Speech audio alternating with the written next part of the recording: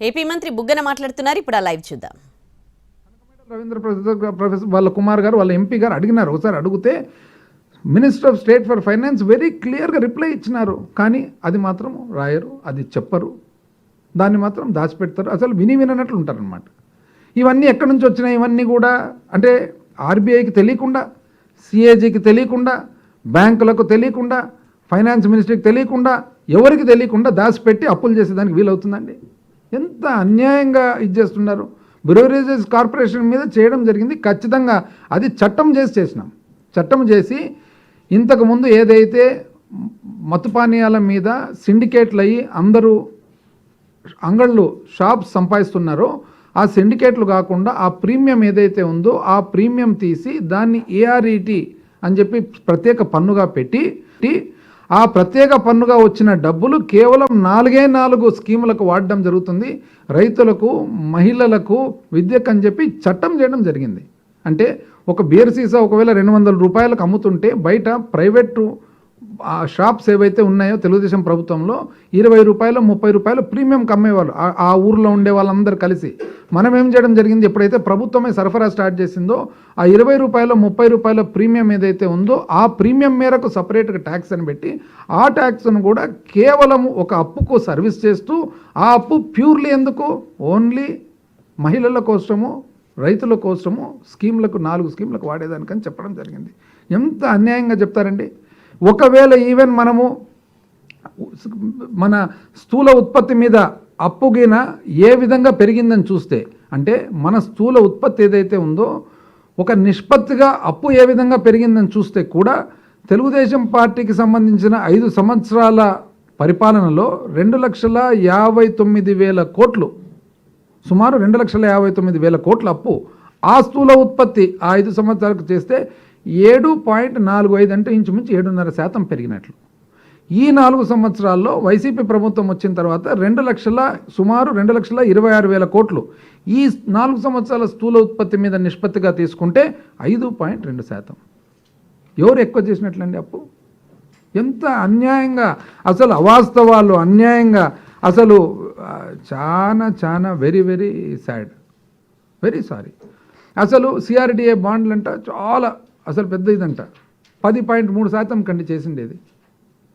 అదే ఏపీ మన breweries corporation మనం చేసిన డిబెంచర్స్ ఎంతకండి మనం చేసిండేది?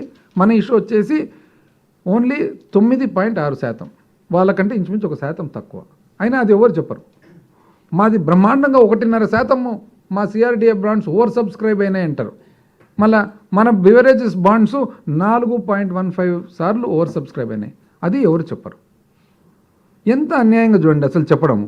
ఇంకోటి అసలు అడిగినారు కదండి వాళ్ళు, పార్లమెంట్లో అడిగినారు. పార్లమెంట్లో కనకమేడల రవీంద్ర కుమార్ గారు ఒకసారి అడిగినారు. ఏమని అడిగినారంటే, ఈజ్ ఇట్ ట్రూ దట్ 1,10,599 కోట్లు రాష్ట్ర ప్రభుత్వము మరి శాసనసభ అనుమతి లేకుండా ఖర్చు చేసిందంటే దానికి సమాధానం ఏమొచ్చింది తెలిసిన? సమాధానం ఏమొచ్చిందంటే అది కాదు కానీ 2014-15 నుంచి 18-19 అంటే తెలుగుదేశం ప్రభుత్వంలో మాత్రము అప్పుడు 1,62,000 కోట్లు శాసనసభ ఆమోదం లేకుండా చేయడం జరిగింది. అందులో 51,000 కోట్లు తర్వాత రెగ్యులరైజ్ అయిందని చెప్పి వాళ్ళకే రివర్స్కి వచ్చింది. అది ఎవరు రాయరు, ఎవరు దాని గురించి రాయరు.